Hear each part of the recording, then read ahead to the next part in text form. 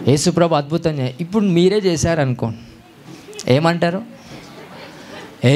అందరికీ తెలవాలా, నేను నాలో దేవుని వరాలున్నాయి, దేవుడు నాలో పని చేస్తున్నాడు, దేవుడు నా కార్యం చేశాడు, నేను ప్రార్థన చేస్తే ఇట్లా అవుతున్నాయి అని అందరికీ తెలవాలి అని అంట. కానీ యేసుప్రభు ఏమంటాడండి?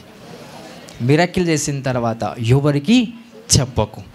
దేవుడు నియమించిన ఆజ్ఞలు ఏవైతున్నాయో అది నువ్వు పాటించి నువ్వు ముందుకు వెళ్ళు. అంతేకాని నేను చేసిన అద్భుతము ఎవరికి కూడా చెప్పకు.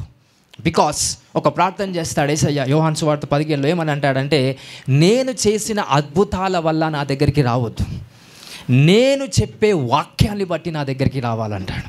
వాక్యాన్ని బట్టి దేవుణ్ణి తెలుసుకోవాలి, కానీ అద్భుతాలను బట్టి దేవుణ్ణి తెలుసుకోవద్దు. బికాస్ అద్భుతాన్ని బట్టి దేవుని తెలుసుకుంటే సాతానుడు కూడా అద్భుతాలు చేయగలుగుతాడు. హల్లెలూయా. కానీ యేసుక్రీస్తు ప్రభు అంటున్నాడు, వాక్యం, సత్యమైన వాక్యము సాతాను చెప్పలేడు. సాతాను చెప్తాడా యేసు ప్రభు నీ కోసం రక్తం కార్చాడని? చెప్పగలుగుతాడా? ఈ కాంట్, బట్ మిరకిల్ చేయగలుగుతాడు.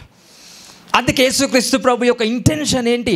అద్భుతాల బట్టి నా దగ్గరికి రావద్దు, అద్భుతాలను బట్టి నన్ను నమ్మొద్దు, నేను చెప్పుతున్న సత్యాన్ని బట్టే నా దగ్గరికి రావాలా. That's the intention of Jesus Christ. ఆ వ్యక్తికి ఏం సెలవిస్తున్నాడు? నేను చేసిన అద్భుతము ఎవరికి కూడా నువ్వు చెప్పకు, కానీ దేవుడు ఏదైతే నీతో మోషే ఆజ్ఞను బట్టి మాట్లాడాడో దాన్ని నువ్వు చేయి. అంటే దేవుణ్ణి నమ్మినో గనుక దేవుని మాటని నువ్వు అనుసరించాలి అన్నట్టుగా యేసుక్రీస్తు ప్రభు వారు అతనితో సెలవిస్తున్నాడు. ఇక్కడ మనం ఆలోచించే విషయం ఏంటంటే, యేసుక్రీస్తు ప్రభు ఎన్ని అద్భుతాలు చేసినా విశ్వాసము ఎక్కువ అవుతుందంటే అది చాలా చాలా చాలా డేంజర్ జోన్లోకి మీరు వెళ్తున్నారు. హల్లెలూయా. అందరు చాలామంది అన్య జనాంగం మన దగ్గరికి వస్తారు. దేని బట్టి వస్తారు? దేని బట్టి తీసుకొని వస్తారు? మనం కూడా, అరే నీకు రోగం ఉందిరా, ఇక్కడ చర్చ్ కాడికి రండి, నీకు తక్కువ అవుతుందని.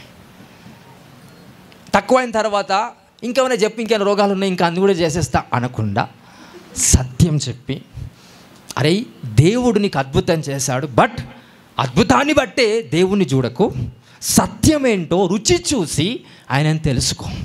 సో తరువాత ఏం చేస్తాం? ఆ వ్యక్తిని వాక్యంలోకి నడిపిస్తాం. అంతేగాని వచ్చినప్పుడల్లా ప్రవచనాలు చెప్పుకుంటూ కూర్చుంటే వాడు దేవుణ్ణి నమ్మడం కన్నా ఎక్కువగా ప్రవచనాన్ని నమ్మేంత విశ్వాసం వాళ్ళకు వస్తా, రక్షణ కోల్పోయే అవకాశం కలుగుతుంది. ఈరోజు దేవుని దగ్గర మనం అద్భుతం కోరే ముందు ఏం కోరమని వాక్యం సెలవిస్తుందండి? ఆయన చిత్తము, అయ్యా నీ చిత్తం నా పట్ల ఏముందో అది జరగాల. హల్లెలూయా, హల్లెలూయా.